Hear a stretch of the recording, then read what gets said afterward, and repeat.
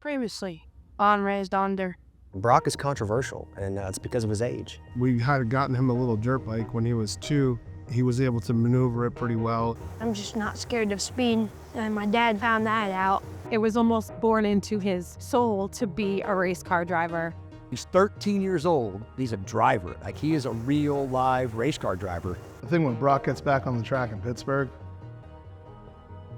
everybody's gonna be in for a show, man. Just watch me, because one day I'm gonna be the greatest.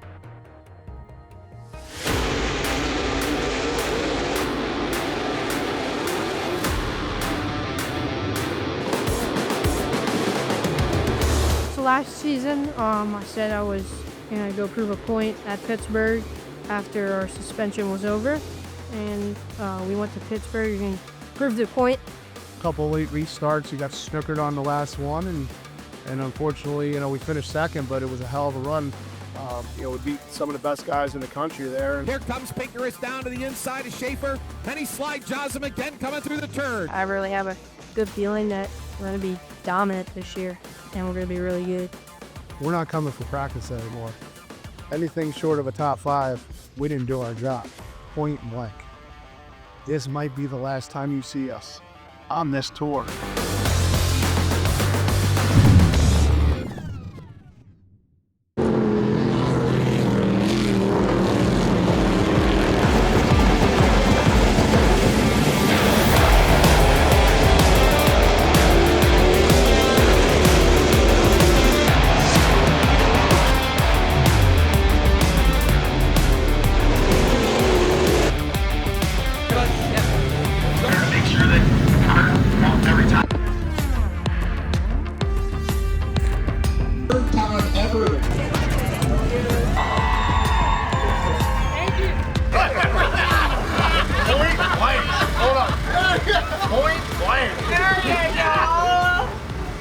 You got to be able to race on the model. You only whenever you race. Here's what it's going to take. Had some conversations we had between behind closed doors with my dad that this truthfully could be our last season until we pick up a sponsor. It's my first time at Daytona. This is right here is a pit area. This is a race truck. You see, this here is the IROC garage. Yeah, and Ray Abraham told me that they were in the garage and the windshield landed in the middle of the garage. And he's like, uh-oh, somebody's not good. I've seen plenty of drivers go by the wayside in about 3 years, because they're starting so young now. And the younger you start, the more money it's going to take before you get to a NASCAR level.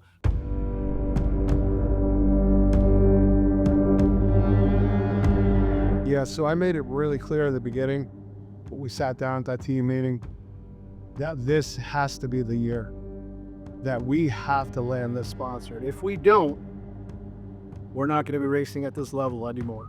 This is a sport that takes a lot of money.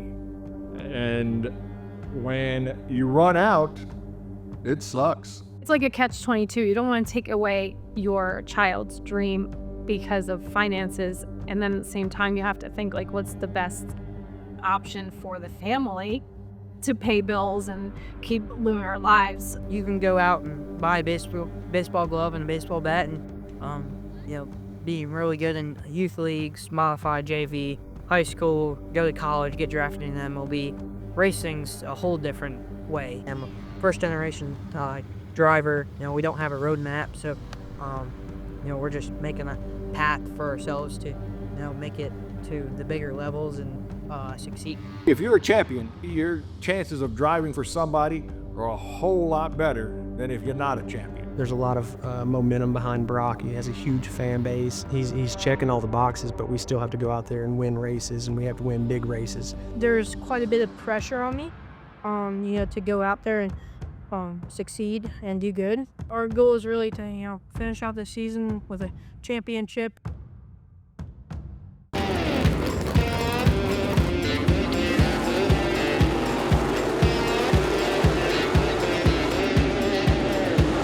So last year, At the beginning of the season, we weren't that great. We struggled. We had wrecked a lot. We didn't qualify well. This year, Brock is like on kill with qualifying. He's really good. The success at his age is probably pretty rare. It's not a kid's series that he's running. You know, he's not running against other, 12, 13-year-olds. There's no gimmies in racing.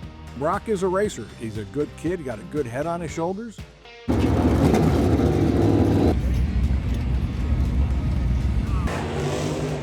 Yeah, it's been a hell of a start. The sooner you can get hot, the better you are. If you start the season hot, you'll have a head start on the season. I was lucky enough to win the Daytona 300 3 times.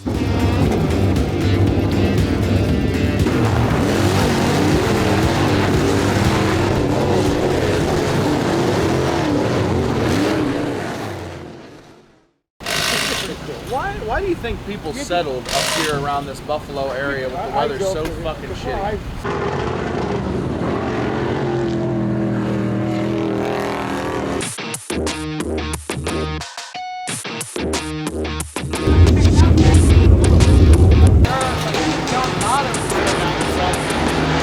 The relationship with Russ has really blossomed. I mean, it's cool to see. Sometimes I'm a little jealous, because it's my son, right? But he looks to Russ, for leadership and advice, and he's young, and obviously he looks up to me and stuff like that. But like, our relationship's good. We're one from the fucking outside. Yeah. What was the guy looking at? Like, we talk during the week, but it ain't my job to be his best friend. That's what I always tell him. But I'm gonna be honest with him, and we have enough respect for each other that we can talk about stuff. I would run load this motherfucker just like this. This is how it's really supposed to be.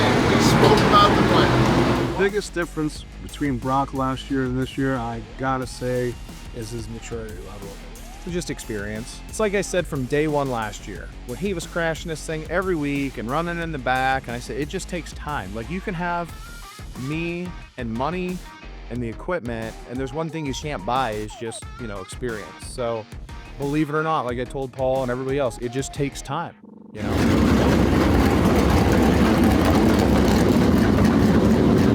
Last year was more like fans came to watch the little kid race. Now it's kind of they're actually coming to watch a race car drivers race and performing. When we roll into the track, Brock's a fan favorite. He's a driver to watch. Drivers have to take him serious. Yeah, I think people take him a little bit more serious. Just we're running better, and just he's got more experience. And in the end of last season, he started getting better and starting to figure it out. And then this whole year, we've been pretty good. So, like, when you show up to a racetrack and people see his bus pull in, and they're like, oh man, Bam Bam's here. They know they're gonna have to go through him. They know he's not just gonna lay over it. And that's a cool feeling.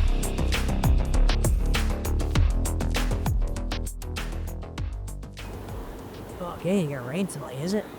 Hopefully this is not another rain out, but it's raining right now. So I'm gonna roll this up. Hopefully come back later. Damn, it's cold. We've had a lot of rainouts so far in 2024. It seemed like every other week we were getting rained out. We missed probably more than half of the races through rainouts. Rainouts have been a struggle. Some we didn't miss where we had to drive far, but some close to home that would have been nice to get in. So that has been a struggle with, all the race teams. Rainouts definitely affect race teams. Sometimes it can fuel the fire, and you can come out swinging, and sometimes it just kills that momentum. So kind of hurt us, I think, in our momentum because, Brock has been acclimated to racing every weekend, and when he misses a week or two, obviously these guys have home tracks. We don't. So, we don't get to race near as much as they do. I always said, rainouts, everyone wins when there's a rainout. It's like, you don't spend money, you don't tear stuff up, you maintain a points lead.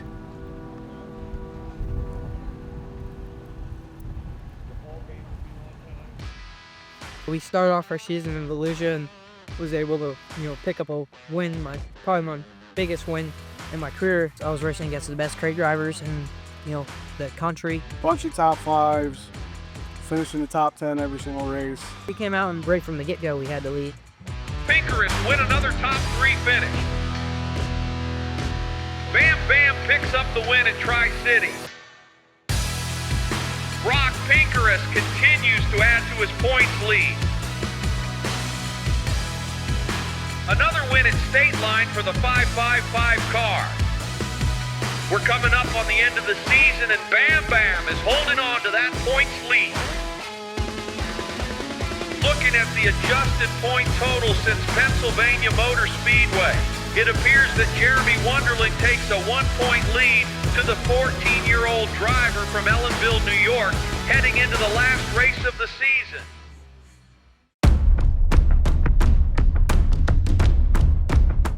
Jeremy Wunderlich is probably arguably one of the best crate drivers in the Northeast. He's probably got more wins than I have starts. You know, ever since I started, he's always been a guy to beat in the Rush Series. I think realistically, you got Jeremy and Brock. We've been running good, and you know it's tightened up here the last couple weeks, and it's not that we're running bad. It's the problem is Jeremy just wins every race, and we're running second, third, whatever, and we just got to beat him. It's been neck and tough the whole season, so. You know, coming here and winning last night and beating Jeremy kind of gives him a little momentum for next weekend, and we just got to have stuff go our way, you know. Jeremy's gonna be tough to beat. I mean, he's obviously won this thing. I don't even know how many times, but he's won just about every big race there is. I mean, he's definitely the guy to beat. So.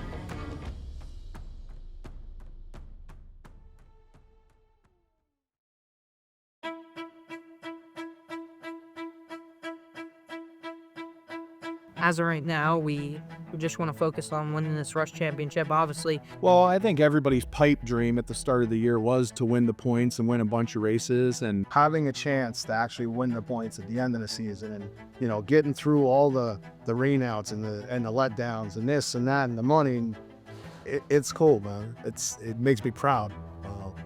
As a father, it makes me really proud to see what my kid is capable of behind a steering wheel.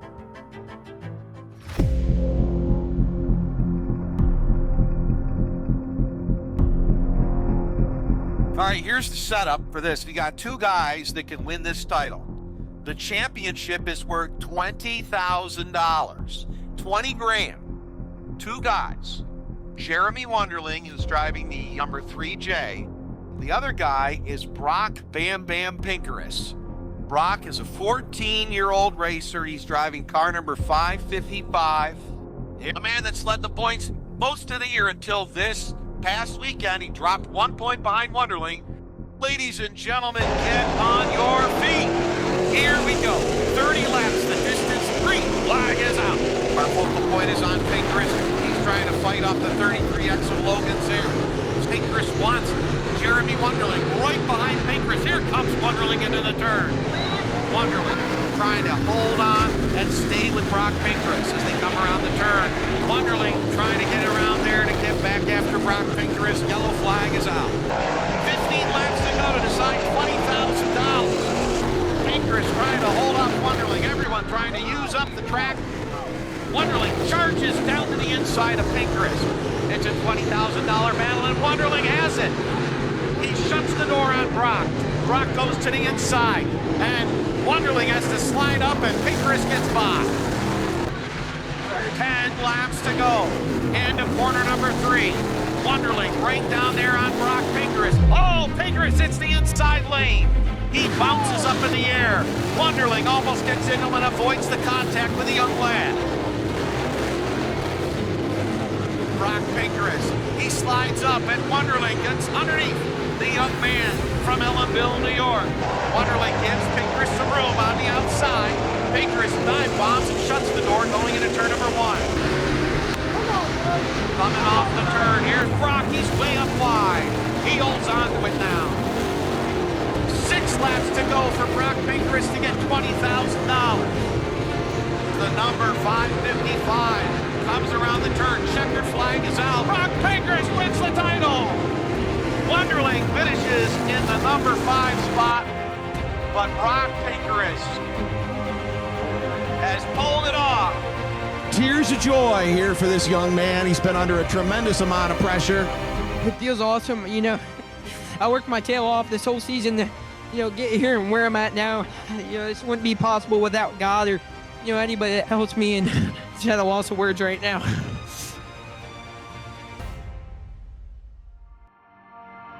Having a year experience under his belt, like, just proved to be unbelievable for his success because he had seen most of the tracks already and got acclimated very quickly. It was, very surreal. At first I didn't really think it was real, but then I just realized, like, we just won a championship. Going into Lernerville, we were down by 1 point. Worked our tails off the whole season, had the points lead the whole season, and one race, 1 point, and you have to beat the guy by 1 spot is just absurd. It was a little nerve-wracking because usually we just set up to win and do whatever, and then if we don't, it's like, well, we swing from the fence a little bit. We can't even say that he's young anymore. He's 15 next year, and it's not about his age, it's about his ability. That feeling of being a dad and seeing your child accomplish something special is it's probably something I haven't felt yet, but I can only imagine, the way Paul felt. So, and you've probably seen how he felt because he wears his emotions on his sleeve. So I think he was climbing the fence and screaming and yelling and all that. So it was pretty cool.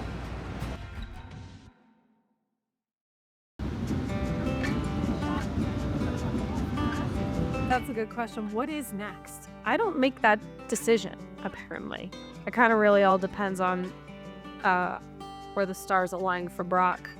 So coming off the championship, obviously we're all on a extreme high, but in the back of my mind, I'm teetering because we don't know the direction we're supposed to go.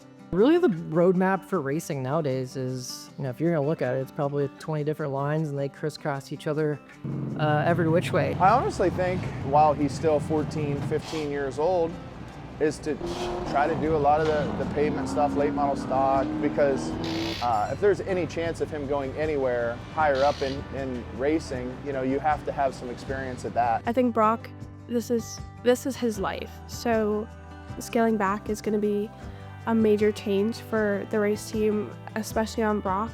Brock's a strong kid and he's very mature beyond his years, so regardless of what he goes through, I think he's got a good team around him and has some good voices in his ear to keep him strong-minded. He's going to keep digging regardless.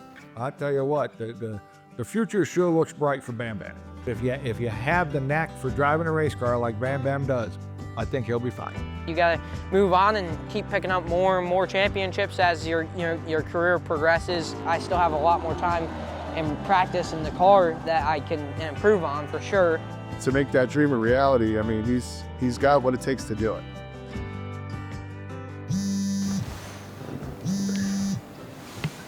Brock Pinkerous Racing, this is Andrew. Yep. Hello? Is this the driver, Brock Bam Bam Pinkerous? Yeah, this is him. It'd be a nice next step for you, young man. How does that sound? Wow.